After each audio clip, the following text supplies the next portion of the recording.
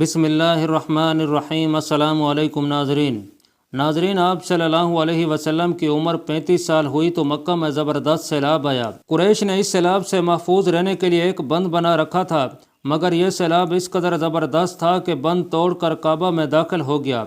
پانی کے زبردست ریلے اور پانی کے اندر جمع ہونے کی وجہ سے کعبہ کی دیواروں میں شگاف پڑ گئے۔ اس سے پہلے ایک مرتبہ یہ دیواریں آگ لگ جانے کی وجہ سے کمزور ہو چکی تھیں، اور یہ واقعہ اس طرح ہوا تھا کہ ایک مرتبہ کوئی عورت کعبہ کو دھونی دے رہی تھی کہ اس آگ میں سے ایک چنگاری اڑ کر کعبہ کے پردوں تک پہنچ گئی۔ اس سے پردوں کو آگ لگ گئی اور دیواریں تک جل گئیں۔ اس طرح دیواریں بہت کمزور ہو گئی تھیں۔ یہی وجہ تھی کہ سیلاب نے ان کمزور دیواروں میں شگاف کر دیے۔ ناظرین، سیدنا ابراہیم علیہ السلام نے کعبہ کی جو دیواریں اٹھائی تھیں وہ 9 گز اونچی تھیں۔ ان پر چھت نہیں تھی۔ لوگ کعبے کے نذرانے وغیرہ لاتے۔ یہ نذرانے کپڑے اور خوشبوئیں وغیرہ ہوتی تھیں۔ کعبے کے اندر جو کنواں تھا، یہ سب نذرانے اس کنویں میں ڈال دیے جاتے تھے۔ کنواں اندرونی حصے میں دائیں طرف تھا۔ اس کو کعبے کا خزانہ کہا جاتا تھا۔ ناظرین، کعبے کے خزانے کو ایک مرتبہ ایک چور نے چرانے کی کوشش کی۔ چور کنویں میں ہی مر گیا۔ اس کے بعد اللہ رب العزت نے اس کی حفاظت کے لیے ایک سانپ کو مقرر کر دیا۔ یہ سانپ کنویں کے منڈیر پر بیٹھا رہتا، کسی کو خزانے کے نزدیک نہیں آنے دیتا تھا۔ قریش اس سے خوفزدہ رہتے تھے۔ اب جب کہ کعبہ کی دیواروں میں شگاف پڑ گئے اور نئے سرے سے اس کی تعمیر کا مسئلہ پیش آیا تو اللہ تعالیٰ نے ایک پرندے کو بھیجا۔ وہ سانپ کو اٹھا کر لے گیا۔ یہ دیکھ کر قریش کے لوگ بہت خوش ہوئے۔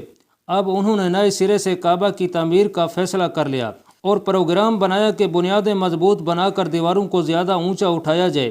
اس طرح دروازے کو بھی اونچا کر دیا جائے گا تاکہ کعبہ میں کوئی داخل نہ ہو، صرف وہی شخص داخل ہو جسے وہ اجازت دیں۔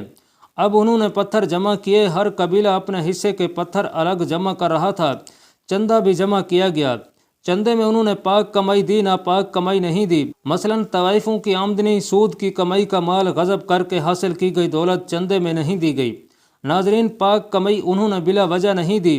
ایک خاص واقعہ پیش آیا تھا جس سے وہ اس نتیجے پر پہنچے تھے کہ اس کام میں صرف پاک کمائی لگائی جائے گی۔ وہ واقعہ یوں تھا کہ ایک قریشی سردار ابو وہاب اور عمر بن عابد نے جب یہ کام شروع کرنے کے لیے ایک پتھر اٹھایا تو پتھر اس کے ہاتھ سے نکل کر پھر اسی جگہ پہنچ گیا جہاں سے اسے اٹھایا گیا تھا، اور اس پر قریشی حیران و پریشان ہوئے۔ آخر وہاب کھڑا ہوا اور بولا کہ اے گروہ قریش، کعبہ کی بنیادوں میں سوائے پاک مال کے کوئی دوسرا مال شامل مت کرنا۔ بیت اللہ کی تعمیر میں کسی بدکار عورت کی کمائی، سود کی کمائی یا زبردستی حاصل کی گئی دولت ہرگز شامل نہ کریں۔ یہ واحد شخص نبی کریم صلی اللہ علیہ وسلم کے والد حضرت عبداللہ کا ماموں تھا۔ وہ اپنی قوم میں ایک شریف آدمی تھا۔ جب قریش کے لوگ خانہ کعبہ کی تعمیر کے لیے پتھر ڈھونڈ رہے تھے تو ان کے ساتھ نبی صلی اللہ علیہ وسلم بھی پتھر ڈھونڈنے میں شریک تھے۔ آپ صلی اللہ علیہ وسلم پتھر اپنی گردن پر رکھ کر لا رہے تھے۔ تعمیر شروع کرنے سے پہلے قریش کے لوگوں نے خوف محسوس کیا کہ دیوار گرانے سے کہیں ان پر کوئی مصیبت نازل نہ ہو جائے۔ آخر ایک سردار ولید بن مغیرہ نے کہا، کعبہ کی دیواریں گرانے سے تمہارا ارادہ اصلاح اور مرمت کا ہے، اس کو خراب کرنے کا نہیں ہے۔ جواب میں لوگوں نے کہا کہ ظاہر ہے ہم تو مرمت اور اصلاح چاہتے ہیں۔ یہ سن کر ولید نے کہا کہ تب سمجھ لو کہ اللہ تعالیٰ اصلاح کرنے والوں کو برباد نہیں کرتا۔ پھر ولید نے ہی گرانے کے کام کی ابتدا کی، لیکن اس نے ابھی صرف ایک ہی حصہ گرایا تاکہ معلوم ہو جائے کہ ان پر کوئی تباہی تو نہیں آتی۔ جب وہ رات خیریت سے گزر گئی تب دوسرے دن سب لوگ اس کے ساتھ شریک ہو گئے اور پوری عمارت گرا دی، یہاں تک کہ کعبہ کی بنیاد تک پہنچ گئے۔ ناظرین، یہ بنیاد حضرت ابراہیم علیہ السلام کے ہاتھ کی رکھی ہوئی تھی۔ حضرت ابراہیم علیہ السلام نے بنیادوں میں سبز رنگ کے پتھر رکھے تھے۔ یہ پتھر اونٹ کی کوہان کی طرح کے تھے اور ایک دوسرے سے جڑے ہوئے تھے۔ ان لوگوں کے لیے ان کو توڑنا بہت مشکل ثابت ہوا۔ دائیں کونے کے نیچے سے قریش کو ایک تحریر ملی۔ وہ تحریر سریانی زبان میں لکھی ہوئی تھی۔ انہیں سریانی زبان نہیں آتی تھی۔ آخر ایک یہودی کو تلاش کر کے لایا گیا۔ اس نے وہ تحریر پڑھ کر انہیں سنائی۔ میں اللہ مکہ کا مالک جس کو میں نے اس دن پیدا کیا، اور میں نے آسمانوں اور زمینوں کو پیدا کیا، جس دن میں نے سورج اور چاند بنائے، میں نے ان کو یعنی مکہ کو 7 فرشتوں کے ذریعے گھیر دیا ہے۔ اس کی عظمت اس وقت تک ختم نہیں ہوگی جب تک اس کے دونوں طرف پہاڑ موجود ہیں، اور ان پہاڑوں کے سردار ایک تو ابو قیس پہاڑ ہے جو کہ صفا پہاڑی کے سامنے ہے، اور دوسرا کان پہاڑ ہے جو مکہ کے قریب ہے جس کا رخ ابو قیس پہاڑ کی طرف ہے۔ یہ شہر اپنے باشندوں کے لیے پانی اور دودھ کے لحاظ سے بہت بابرکت اور نفع والا ہے۔ یہ پہلی تحریر تھی۔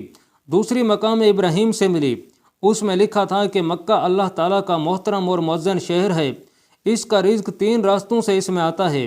یہاں 3 راستوں سے مراد قریش کے 3 تجارتی راستے ہیں، ان راستوں سے قافلے آتے جاتے تھے۔ تیسری تحریر اس سے کچھ فاصلے سے ملی، اس میں لکھا تھا کہ جو بھلائی بوئے گا لوگ اس پر رشک کریں گے، یعنی اس جیسا بننے کی کوشش کریں گے، اور جو شخص رسوائی بوئے گا وہ رسوائی اور ندامت پائے گا۔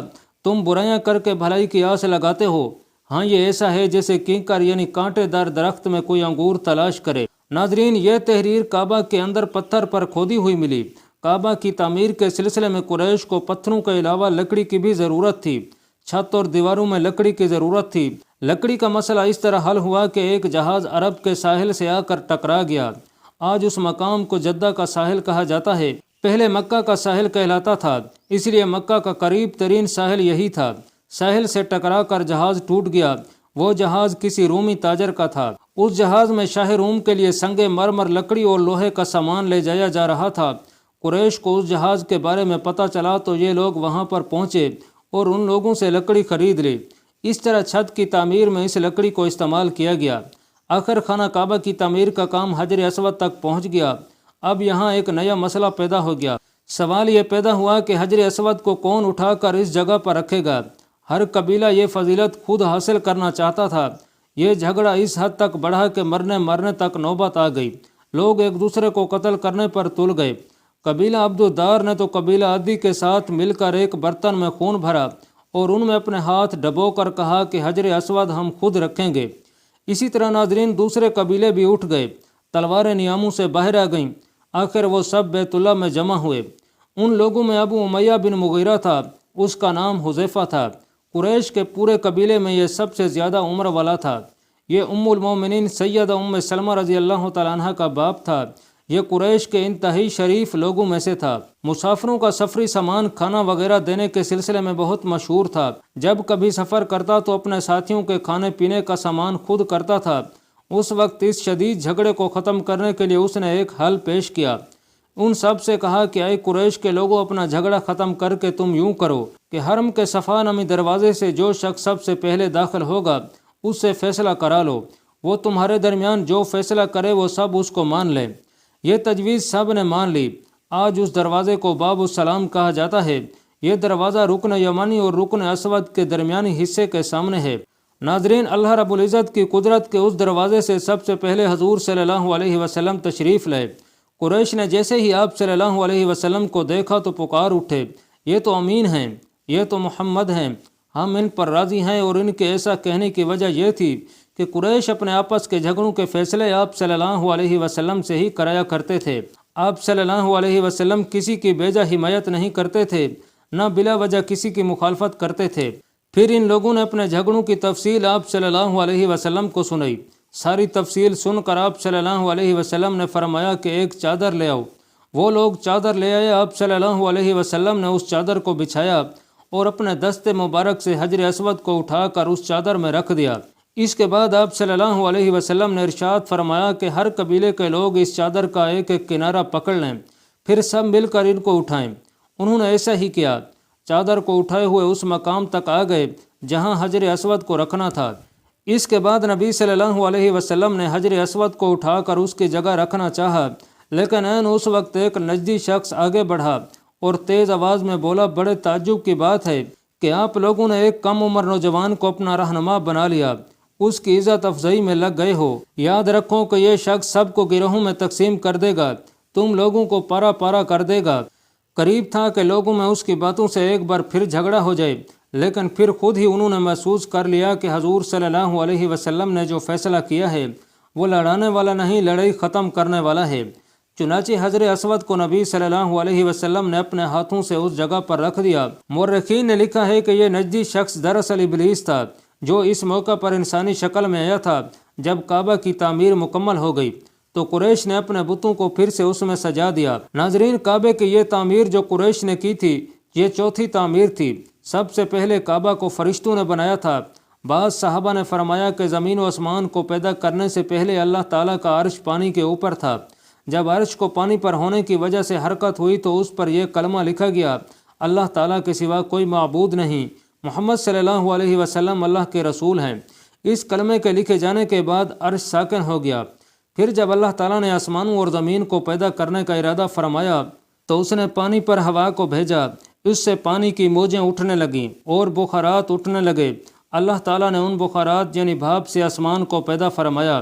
پھر اللہ تعالیٰ نے کعبہ کی جگہ سے پانی کو ہٹا دیا، جگہ خشک ہو گئی، چنانچہ یہی خشکی بڑھتے بڑھتے 7 بر اعظم بن گئے۔ جب زمین ظاہر ہو گئی تو اس پر پہاڑ قائم کیے گئے۔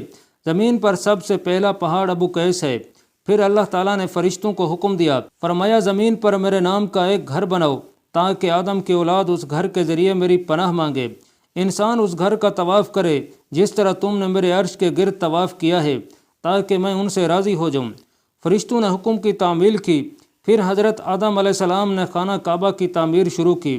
اس کے بعد حضرت ابراہیم علیہ السلام نے کعبہ کی تعمیر کی۔ اس طرح قریش کے ہاتھوں یہ تعمیر 4تھی بار ہوئی تھی۔ اللہ پاک کمی بیشی معاف فرمائے۔ اللہ آپ کا حامی و ناصر ہو، آمین۔